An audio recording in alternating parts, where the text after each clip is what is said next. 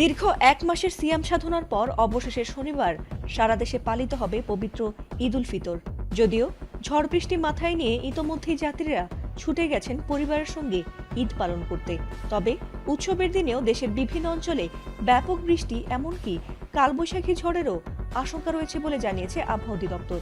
সংস্থাটি জানিয়েছে, দেশের উত্তর পূর্বাঞ্চলে সকালে এবং দক্ষিণাঞ্চলে দুপুরের পর বৃষ্টির সম্ভাবনা রয়েছে।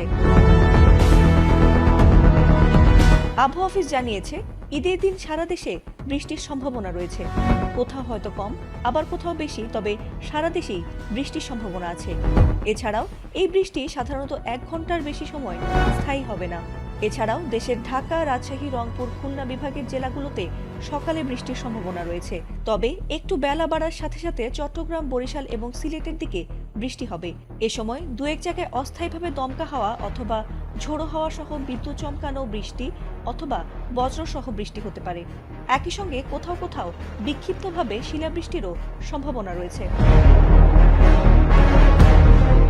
এদিকে আবহাওয়া অধিদপ্তরের 5 দিনের পূর্বাভাসে বলা হয়েছে, 21 মার্চ রংপুর, রাজশাহী, ঢাকা, ময়মনসিংহ, খুলনা, বরিশাল, চট্টগ্রাম ও সিলেট বিভাগের কিছু কিছু জায়গায় অস্থায়ীভাবে দমকা অথবা ঝোড়ো হাওয়া ও বিদ্যুৎ চমকানো সহ বৃষ্টি অথবা বজ্রসহ বৃষ্টিপাত হতে পারে।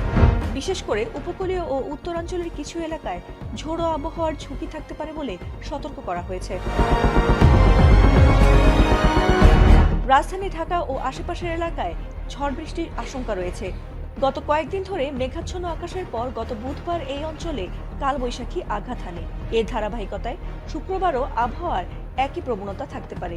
এছাড়াও এ সময় ঘন্টায় সর্বোচ্চ 60 কিলোমিটার বেগে ঝোড়ো বাতাস বয়ে যেতে পারে বলে জানিয়েছে আবহাওয়া অধিদপ্তর।